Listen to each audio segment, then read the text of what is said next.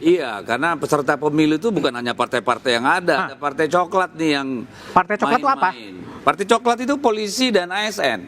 Polisi? Ya, jadi kita harus berterima kasih karena pemenang pemilu ini sebenarnya Jenderal Sigit dan Jenderal Tito nih, kalau menurut saya. Hah? Iya, ya itu fakta yang kita temukan di lapangan. Apa yang terjadi? Yang terjadi adalah mobilisasi besar-besaran, instrumen kekuasaan negara, baik itu polisi, baik itu ASN, baik itu kepala desa, lurah. Oke, kembali Mas Bambang Rukminto, pengamat kepolisian. Berbagai kontroversi kemudian memunculkan wacana polisi masuk ke kementerian aja, spesifik Kementerian Dalam Negeri. Komentar Anda? Ya, wacana itu memang harusnya dibuka terus ya, karena di beberapa negara memang kepolisian ini berada di bawah kementerian gitu, entah itu di Kementerian Dalam Negeri, entah di Kementerian Keamanan Publik seperti itu. Terkait dengan wacana dikembalikan ke Kementerian Dalam Negeri, saya sih sebenarnya tidak setuju ya, apalagi kalau dikembalikan di bawah Panglima TNI, itu adalah kemunduran dari reformasi. Kalau saya melihat selama ini pasca reformasi itu kepolisian seperti yang disampaikan Mas Muradi tadi, bahwa kepolisian adalah lembaga yang paling diuntungkan gitu loh. Tetapi pergerakan waktu, dinamika sosial politik berkembang, kepolisian ini kan seolah-olah semakin disedot dengan godaan-godaan para politisi. Saya melihatnya seperti itu. Akhirnya memunculkan perselingkuhan antara polisi dan politisi gitu. Oh, yang mengganggu politisinya ya? Yang mengganggu politisinya, karena kalau melihat selama ini pasca reformasi, godaan-godaan itu terus ada gitu. 2004 yang lalu juga pernah ada gitu, salah satu Polres mendukung salah satu calon capres misalnya seperti itu, dan itu terus bergulir, dan memang 2019 dan 2024 bahkan pilkada ini itu terakumulasi dan semakin masif dan semakin terbuka. Saya prihatin lah dengan munculnya parcok ini, karena saya melihat ini mendegradasi moral kawan-kawan di kepolisian yang masih memiliki integritas, profesionalisme seperti itu. Makanya memang upaya tadi kembali ke Kementerian Dalam Negeri pasti akan memunculkan resistensi juga di internal kepolisian gitu loh, karena kondisi sekarang ini bagi kawan-kawan kepolisian sudah sangat nyaman gitu loh. Kalau sesuai dengan perundang-undangan TAP MPR memang tidak bisa masuk lagi kepolisian, masih harus di bawah presiden seperti itu. Hanya saja ada peluang yakni dengan pembatasan kewenangan kepolisian itu dengan meningkatkan lembaga kepolisian nasional yakni Kompolnas. Yang sekarang ini nyaris hanya menjadi subordinasi kepolisian seperti itu, karena berada di bawah undang-undang kepolisian, subordinasi. Oke, baik. Kembali Bung Adian. Jadi setelah kontroversi begini, PDI Perjuangan memandang gimana polisi ini mau ditempatkan di mana? Saya jawab dulu Kompolnas tadi. Kalau dia bilang tidak ada pengaduan, ada beberapa kemungkinan. Memang dia berharap orang datang ke kantornya, bawa surat menyurat dan sebagainya, atau dia tidak mau mencari peristiwa di luar dari apa yang diantarkan. Karena Bawaslu katakan ada 1.500 pelanggaran pemilu. Di dalamnya ada juga pelanggaran dilakukan ketidaknetralan polisi. Itu clear. IPW November 2023, Indonesian Police Watch itu mengatakan ada pemanggilan 176 kepala desa. Diperiksa dalam 3 hari. Berarti rata-rata per hari 58 orang, per jam 2,5 orang diperiksa. Setelah pemeriksaan dalam momentum pemilu ini, dalam tahapan pemilu berjalan ini, tidak ada follow up-nya sekarang. Dan itu terjadi di mana-mana. Apakah itu tidak perlu kita tak pertanyakan? Sebagai pembayar pajak, apakah mereka tidak perlu bertanya? Perlu dong. Kalau pertanyaan itu lahir, kenapa mereka jadi salah? Kok kalian curiga pada kami? Nggak bisa dong. Peristiwa itu melahirkan banyak pertanyaan. Ketika rakyat bertanya, artinya mereka peduli pada bangsa ini. Apa pertanyaan tadi? Posisinya mau di mana terusan? Begini. Sekarang orang bilang kalau polisi kembali di bawah TNI itu tidak sesuai. Sebentar dulu. Itu tidak sesuai dengan cita-cita reformasi. Betul. Ya. Tapi kalau orang bilang bahwa di bawah Kemendagri juga tidak sesuai dengan cita-cita reformasi, reformasi yang mana yang dimaksudkan? Karena tidak ada dalam seluruh tuntutan reformasi itu terkait penempatan polisi di Mendagri, di Presiden dan sebagainya, nggak ada. Tuntutannya cuma salah satunya adalah tolak dui fungsi ABRI. Kenapa dui fungsi ABRI ditolak? Karena polisi bagian dari ABRI saat itu. Oke. Nah kedua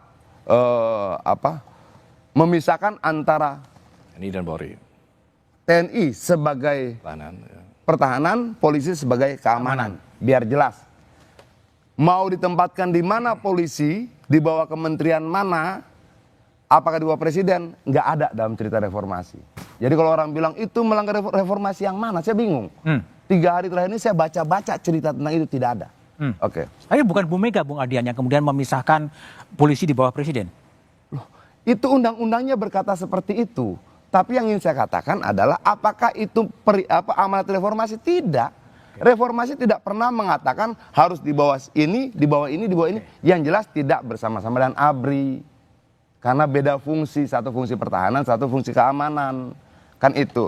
Nah, kalau kemudian terjadi tuntutan seperti itu di banyak situasi sekarang, kita periksa dong. Apakah cerita itu lahir dari Pak Deddy Sitorus? Enggak. Dulu Kemenhannya siapa? Lemhanas. Kemenhan, Pak Riyad Mizat bilang baiknya polisi di bawah Kemendagri. Kenapa? Karena di semua negara kepolisian itu di bawah Kemendagri. Itu bukan Pak Deddy Sitorus yang bicara, itu Kemenhan, Pak Riyad Mizat. Lalu Gubernur Lemhanas siapa tuh? Agus Wijoyo. Pak Agus Wijoyo, dia katakan begini, baiknya kira-kira ya, kalau salah dikoreksi, baiknya kepolisian di bawah kementerian. Kenapa? Karena TNI di bawah Kemenhan. Masa TNI di bawah Kemenhan, kepolisian di bawah presiden, itulah kira-kira kata Gubernur Lemhanas. Oke. Dan banyak termasuk kata BRIN. Badan Riset Republik ini juga bilang seperti itu. Dan banyak lagi yang lainnya. Lalu kenapa sekarang kemudian salah nggak boleh. Loh, Menhan ngomong begitu, Gubernur Lemhanas ngomong begitu. Lalu ketika ngomong yang bicara Deddy Sitorus, seolah-olah tidak boleh, salah. Apa? Jangan, ini tidak fair. Oke, ini tidak fair. Pak Riyad Mizat Triakudu ya waktu itu ya, berbicara dalam kapasitas sebagai apa? Menhan. Oke. Gubernur Lemhanas berbicara dalam kapasitas sebagai apa? Gubernur Lemhanas. Kenapa itu kemudian tidak kita lihat sebagai bagian dari sejarah untuk berbicara kepolisian di bawah kementerian? Ini bukan persoalan setuju tidak setuju dulu. Tapi kita bicara latar belakangnya dulu dong. Bahwa itu tidak ujuk-ujuk begitu. Ada sekian banyak perdebatan tentang itu. Nah, kalau kemudian dia di bawah mana? Itu tergantung bagaimana polisinya. Gitu loh. Ada banyak kasus kekerasan. Nanti kita bahas ya kekerasan segmen ketiga ya. Kita Gufron dulu dong. Menjawab. Enggak, kasih kesempatan dia dulu.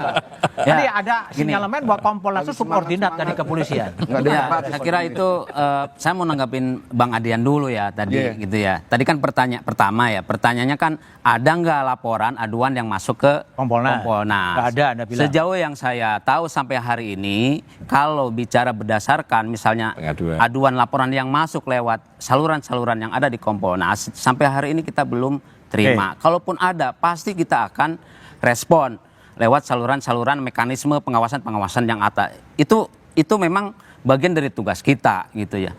Di luar itu yang kedua, apakah kita juga kenapa? Enggak komunikasi sama Bawaslu. Kenapa?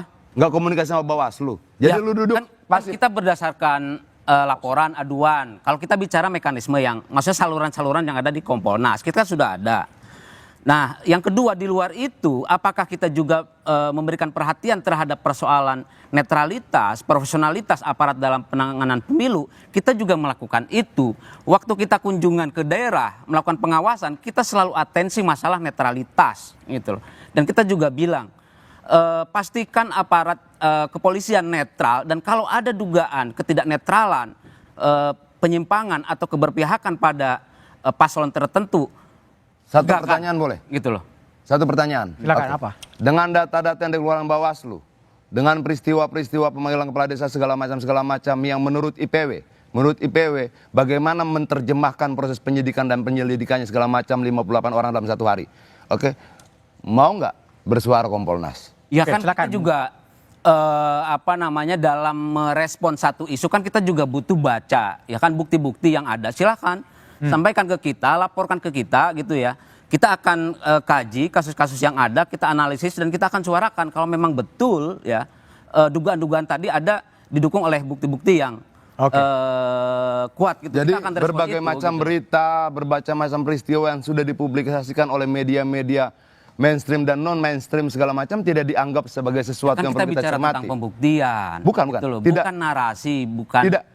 maksudnya bukan analisis gitu ya. Ini bukan narasi, ini peristiwanya ada. Tinggal kita mau aktif bertanya, mendatangi, investigasi atau duduk sebagai tuan di belakang meja.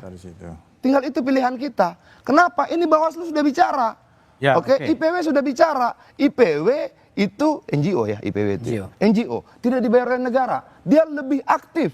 Dia bilang ini melanggar undang-undang. Oke. Kenapa Kompolnas tidak gitu loh. Oke, baik. Kita tanya Muradi lah. Mur, jadi coba, gimana nih penyelesaiannya? Ini isu politik atau isu problem undang-undang penempatan polisi atau gimana? Jadi kalau tadi ya mau di bawah Pak Kemdagri pernah jadi menteri juga pernah jadi menteri komando juga pernah. Semuanya sudah pernah. Sudah pernah semua. Sudah pernah. Tapi satu lupa, ada 3 hal yang saya kira kenapa polisi ada di bawah presiden. Ada 3 hal yang saya kira yang nggak semua negara punya. Ya, pertama itu namanya birthright. Hak lahir. Hak lahir polisi itu kombatan. Dia ikut berjuang untuk NKRI. Yang kedua itu yang juga nggak dimiliki oleh banyak negara adalah dia juga berkaitan dengan apa? Dengan kontribusi dia sebagai 3 pilar, Pak. 3 pilar fungsi kepolisian. Yang mungkin di banyak negara cuma 2 atau mungkin cuma 1. 3 pilar itu 3. 1 Harkamtimas. Yang kedua Kamdagri. Yang ketiga bicara soal Gakum. Nah 3 ini melekat di polisi. Ada Kamdagri yang kemudian dipermasalahkan sama Adian tadi. Bahwa polisi dengan politik urusannya. Nah yang ketiga yang perlu saya garis bawahi juga bahwa posisi polisi Polri hari ini adalah itu berdasarkan pada proses perjalanan dari polisi sendiri. Berkali-kali dicoba dibawa kementerian, jadi kementerian itu tidak sakti. Ya kalau saya nyebutnya Mas Bambang nih, tidak saktinya dia kerap kali kemudian terjebak dalam situasi yang buat mereka dilema. Konflik dari mulai tahun 52, 56, 57 kemudian Kapolri yang pertama ganti dan segala macam itu kan apa? Karena proses politiknya proses panjang. Nah, yang ketiga yang saya kira penting untuk garis bawah adalah posisi polisi hari ini adalah itu sebuah proses panjang dari perusahaan reformasi Polri. Ada misalnya buku biru.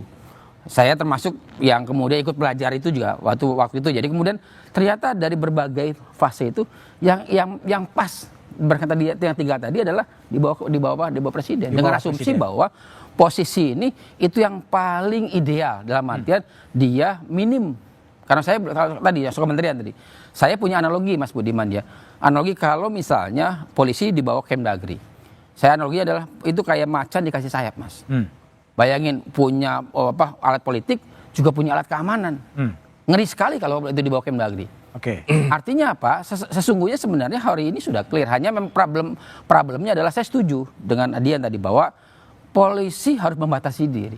Kamdagri jangan terlalu jauh.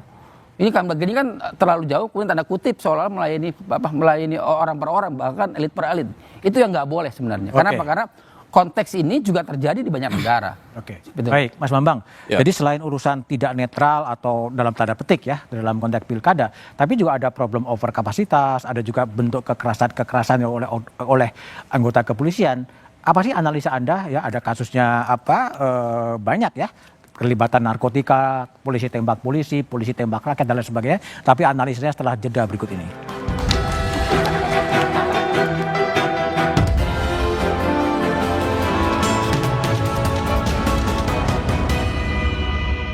PDI Perjuangan menyebut ada temuan kecurangan pemilu dan keterlibatan polisi dalam Pilkada serentak 2024. Indikasi politisasi dan kelebihan kewenangan polisi memantik wacana agar institusi Polri ditempatkan